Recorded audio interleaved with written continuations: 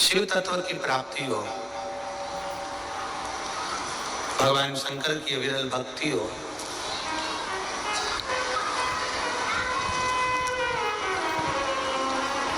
अपने दिल का, अपने मन का, अपने चित्त का, अपने हृदय का नेटवर्क, अपने हृदय की भक्ति का भाव सिग्नल मिलाइए।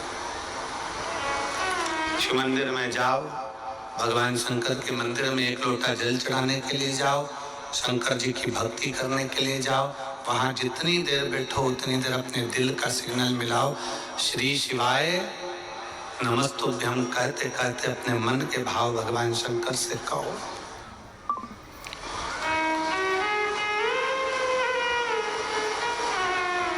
एक बात अपने हृदय में उतार कर रखिए, सारे कर्म, सारे पूजन, सारे पाठ, सारे अनुष्ठान, सारा जप तप, सब में सबसे प्रथम है शिव भक्ति।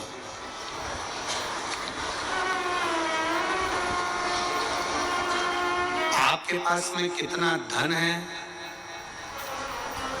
आपके पास में कितना वैभव है, आपका कितना तप है,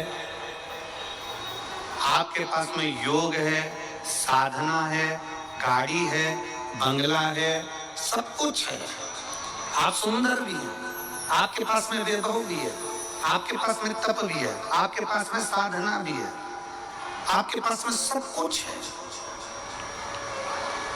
और आपके पास में सब कुछ है और भगवान शंकर की अगर भक्ति आपके दिल में नहीं है ना, तो ये समझ लेना कि आपका धन, आपका वैभव, आपकी दौलत, आपकी संपदा, आपका रूप, आपका वैभव सब शून्य के बराबर है। अगर शिव की भक्ति नहीं है, भगवान शंकर की भक्ति अगर आपके भीतर नहीं है, शिव तत्व यदि आपके भीतर नहीं है, शंकर का गुणगान यदि आपके भीतर नहीं है, भगवान शंकर की विरल भक्ति अगर आपके भीतर नहीं है, तो शून्यता है। आप कितने भी सुंदर हो, आप कितने भी वैभववान हो, आपके पास में कितना भी वैभव हो, धन हो, सत्ता हो, संपदा हो, आप कितनी भी दौलत इकट्ठी कर लो, पर शिव भक्ति आपके भीतर होना जरूरी है। शंकर की विरल भक्ति आपके भीतर होना जरूरी है। और अगर शंकर की भक्ति अगर आपके भीतर है, शिव की भक्ति अगर आपके भीतर है, तो एक डाकू भी, एक चोर भी भगवान शंकर का दर्शन का, दीदार का हकदार है। कड़प की कथा सुनाई थी आपको पहले। कड़प जंगल में रहता है, डाकू है, पूजन पाठ नहीं जाता, भगवान का भजन नहीं जानता, तब साधना नहीं जानता, भगवान की भक्ति नहीं जानता।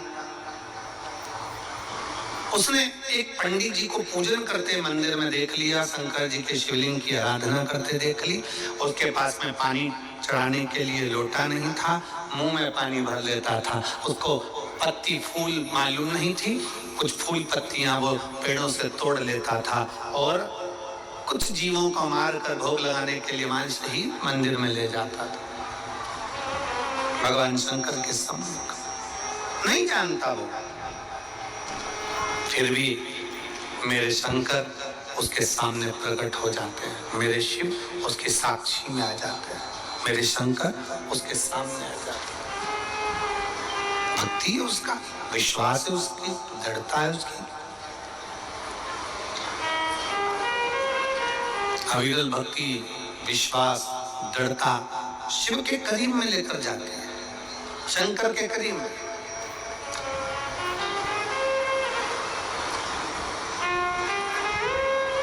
भगवान कभी तुम्हारा वैभव नहीं देखेगा, भगवान तुम्हारा कभी धन नहीं देखेगा, भगवान कभी तुम्हारी संपदा नहीं देखेगा, भगवान कभी तुम्हारा धन वैभव संपदा, तुम्हारी काया, तुम्हारी माया, तुम्हारा जो भी है धन वैभव, ये मेरा भगवान नहीं देखेगा। भगवान अगर देखेगा, मेरा शिव अगर कुछ देखता है तो केवल जैसे रामचरितमानस में तुलसी बाबा ने लिख दिया कि निर्मल मन सो मोहि पावा, मोहि छल छिद्र कपट ना भावा।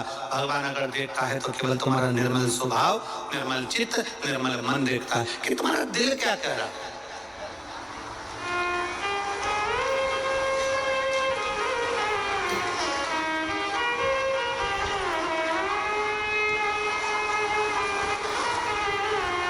भगवान शंकर की भक्ति करने वाला, भगवान की भक्ति करने वाला, भगवान का भजन करने वाला, भगवान का स्मरण करने वाला, भगवत नाम में डूबने वाला, चाहे वो ब्राह्मण हो, क्षत्रिय हो, वैश्य हो, शूद्र हो, कोई भी हो, अगर वो भगवान की विरल भक्ति में रमा हुआ है, भगवान के भजन में रमा हुआ है, तो भगवान उसके करीब में आ ही जाता है।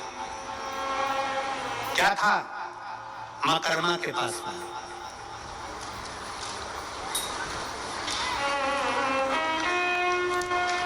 क्या था मां कर्मा जी के पास में? टूटे सा झोपड़ा, टूटा सा झोपड़ा, छोटा सा परिवार, और घर से भी सब चले गए। अकेली कर्मा, अकेली मां कर्मा, किसके सहारे? दुनिया के लोग कहते हैं वो हमारी माता जी चली गई, कोई कहे हमारा पिताजी चले गया, कोई कहे हमारे घर के लोगों ने हमें धक्का मार कर निकाल दिया, कोई कहे यहाँ से हमको निकाल दिया, कोई कहे वहां से हमको निकाल दिया, मैं तो अकेली हूँ। कोई कहता है कि मैं अकेली हूँ, कोई कह रहा है कि मैं अकेला हूँ, अकेला हूँ। शिव महापुराण की कथा कहती है, भगवान शंकर का चरित्र कहता है, शिव तत्व कहता है, भगवान शंकर का गुणगान कहता है, शिव तत्व कह रहा है, भगवान शंकर का चरित्र कह रहा है। अगर आप कहते हो कि आप अकेले हो, शंकर की कथा कहती है कि भगवान शंकर से माता पार्वती जी ने पूछा कि माता के गर्भ से बच्चे का जन्म होगा और माँ के गर्भ से बच्चा जन्म लेगा, तो माता के गर्भ से जब बच्चा जन्म लेगा तो उसका वैभव, उसका धन, उसकी संपदा, उसकी दौलत, उसके लिए वैभव सब कुछ कौन देगा? शंकर भगवान कहते हैं जब माता के गर्भ में बच्चा आता है, एक पिंड के रूप में आता है, केवल एक पिंड के रूप में, इसलिए मरने के बाद व्यक्ति का पिंडदान होता है। माता के गर्भ में जब बच्चा आता है एक पिंड के रूप में आता है, इसलिए मरने के बाद व्यक्ति का पिंडदान होता है।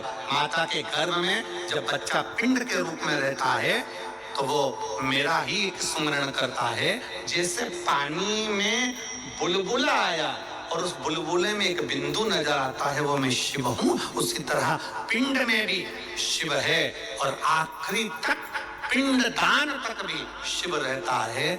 समझना है पार्वती, जब बच्चा गर्भ में आता है, उस गर्भस्थ बच्चे से लेकर जब उसके प्राण छूटते हैं तब तक भगवान शिव कहते हैं मैं उसके साथ, उसको अकेला नहीं छोड़ता, उसके कदम से कदम मिलाकर साथ चलता रहता हूँ, उसके साथ आगे बढ़ता रहता हूँ।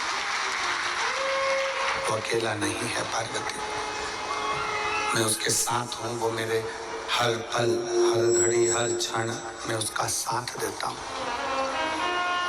हर पल, हर घड़ी, हर क्षण मैं उसके साथ हूँ।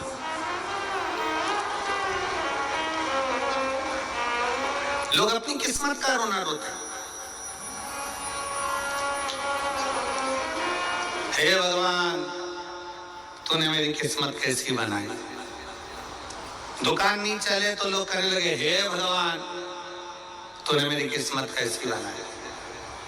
फैक्ट्री नहीं चले तो कहे हे भगवान, तूने मेरी किस्मत कैसी बनाई। कई लोग ऐसे हैं जो दिन रात बैठकर किस्मत का रोना रोते रहते हैं, किस्मत बेकार, किस्मत बेकार, किस्मत बेकार।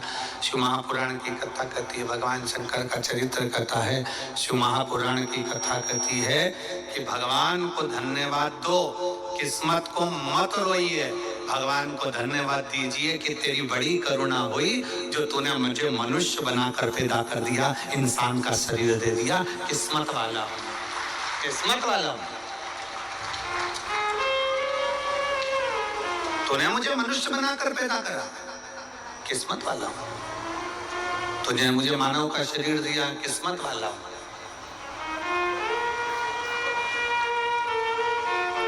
अगर माथे का जू बना के पैदा कर देता तो, और कोई एक आध माँ बैठ जाती और निकाल के उंगली में रख के निपटा देती तो,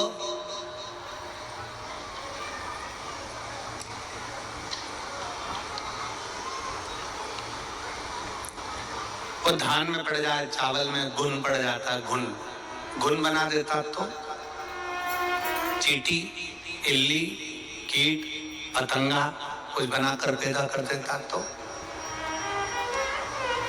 धन्यवाद दोस्त, देवाधिदेव महादेव को। किस्मत को कभी मत कोसो, भगवान को धन्यवाद दो कि तूने मुझे पूरा शरीर दिया, मुझे मानव की देह दी, मानव का शरीर दिया। ये तुझे साधुवाद है। जिसके पांव काम नहीं करते उससे पूछो कि उसके चरण की कीमत क्या है। जिसका हाथ काम नहीं करता उससे पूछो कि हाथ की कीमत क्या है। जो देख नहीं सकता उससे पूछो कि नेत्र की कीमत क्या है। जिसकी वाणी नहीं है उससे पूछो कि जिह्वा की कीमत क्या है। जो सुन नहीं सकता उससे पूछो कि तुम्हारे कान की कीमत, श्रवण शक्ति की कीमत क्या है, उससे पूछो। जिसका शरीर बेकार है, जिसका शरीर बेकार है उससे पूछो कि शरीर की कीमत क्या है। शरीर की कीमत है क्या, उससे पूछा जाए।